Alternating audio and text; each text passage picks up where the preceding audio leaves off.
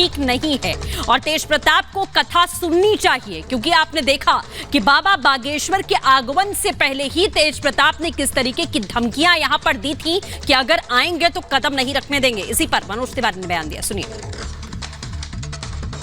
बाबा इन दिनों पटना में सियासत हो रही, आप उनके सारथी बने और लेकर गए। नहीं, बाबा इस समय धीरेन्द्र कृष्ण शास्त्री जी वो ऐतिहासिक नगरी बिहार के पटना में हैं और वहां पे अमृत बरसात हो रही है, हनुमान जी की कथा हो रही है।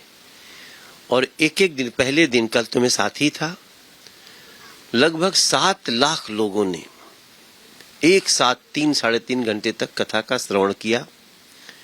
जहां कथा हो रही है वो जो तरितपाली जगह है, वहां एक पहले से ही बहुत भव्य मठ है, राम सुमिरन दास जी वहां के महंत हैं और बिहार के कोने कोने से लोग वहां पे आकर के एक ऐसी अलख जगी हुई है हनुमान जी की कथा की, राम जी की चर्चा की, सीता जी की चर्चा की, जानकी जी जहां जन्म ली उसकी चर्चा की। और वहां के जो श्रद्धालु लोग हैं वो जात धर्म से ऊपर उठ करके उसका आनंद ले रहे हैं।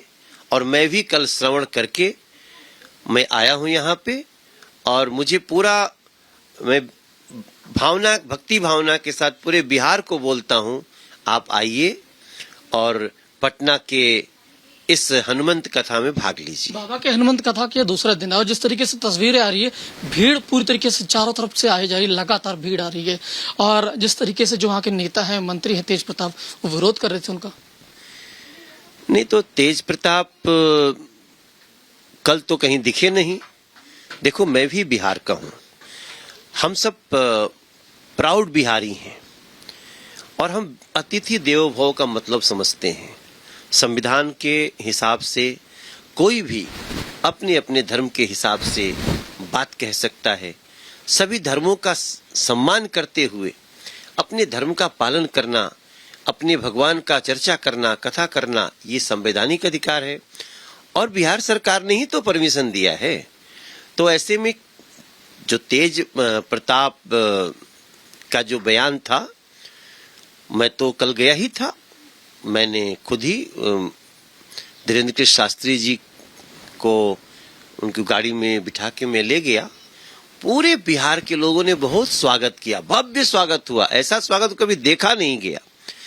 और जो लोग विरोध कर रहे हैं उनको मैं बार बार बोल रहा हूं कि संतों के अपमान के लिए बात करना ठीक नहीं है। हनुमान जी की कथा का, भगवान कृष्ण के कथा का, राम की कथा का, ऐसी पौराणिक कथाओं का विरोध करना अच्छी बात नहीं है। जिनको शंका है वो आकर के सुने। तो कहेंगे कि तेज प्रताप खुद आए सुने भगवत कथा? हाँ, मैंने कल भी कहा था कि उनको आना चाहिए, सुनना चाहिए। वो तो खुद ही कभी कभी बंसी बजाने लगते हैं। तो कल कोई विरोध नहीं हुआ, कहीं भी कोई विरोध नहीं हुआ और बड़े शान से, बड़े सम्मान से कथा प्रारंभ है।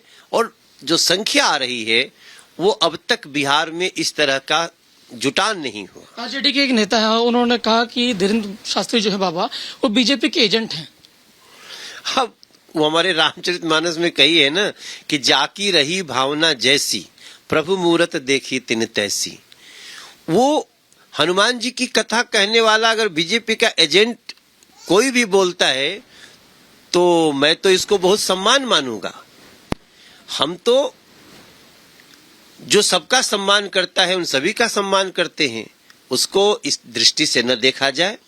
सभी के लिए वहां दरी बिछी हुई है, कुर्सी लगी हुई है, आइए, भंडारा पाइए, कथा सुनिए, हनुमान जी का जाप करिए। जेडीयू के अध्यक्ष ललन सिंह, उन्होंने पार्टी दिया था, उस मटन की पार्टी, लात घुसे चले, यहाँ तक कि डीसीपी भी घायल हुए। अब देखिए, इस पे मैं कुछ कमेंट्स नहीं करना चाहता। इतना तय है कि इस समय बिहार सरकार में जो दल हैं उनमें आपस में ठीक नहीं चल रहा है, मगर ये उनका अपना विषय है। हम तो हनुमान जी से प्रार्थना करेंगे कि भूत पिशाच निकट नहीं आवे, महावीर जब नाम सुने।